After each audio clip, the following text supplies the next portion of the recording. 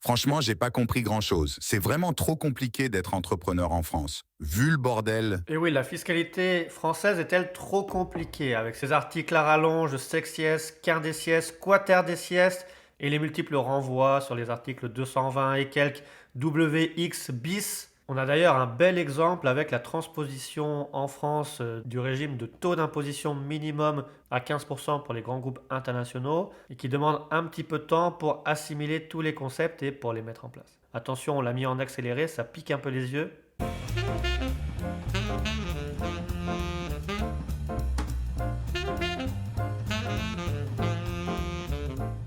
De même, la fiscalité en France est-elle trop dure à suivre?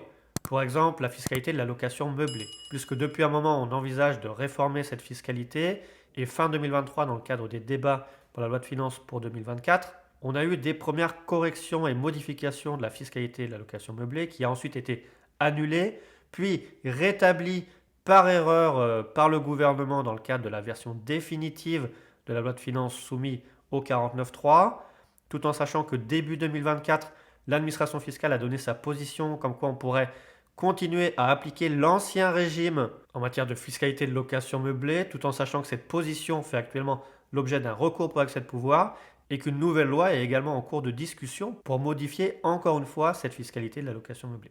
Donc pas facile à suivre. Et enfin, la fiscalité en France est-elle trop lourde? Est-ce qu'on paye trop d'impôts en France?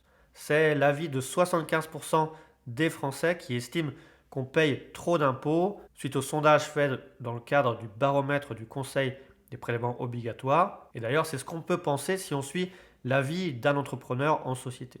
Puisqu'il aura premièrement le premier impôt qui est la TVA, donc 20% à collecter sur le fruit de son activité. Ensuite, l'impôt sur les sociétés à 15 ou 25%. Les impôts locaux, CFE, CVAE, taxes foncières.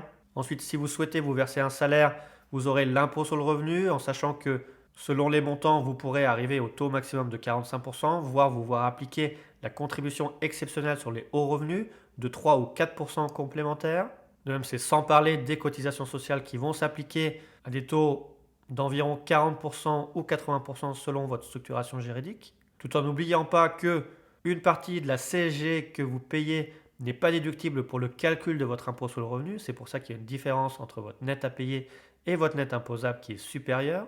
Donc vous payez finalement de l'impôt sur l'impôt. Et de même, si vous souhaitez opter pour vous verser un dividende, vous aurez peut-être 12,8% d'impôt sur le revenu, mais également 17,2% de prélèvements sociaux. Alors bien sûr, tout n'est pas tout noir. Vous avez des régimes fiscaux avantageux qui existent en France, comme le régime Murphy, régime d'intégration fiscale, le régime IP Box, le pacte Dutreil et toutes les possibilités de création dans des zones à fiscalité privilégiée, type zone franche urbaine, ou les zones de revitalisation rurale qui vont passer bientôt en zone France revitalisation ruralité et qui permettent d'avoir des exonérations d'impôts.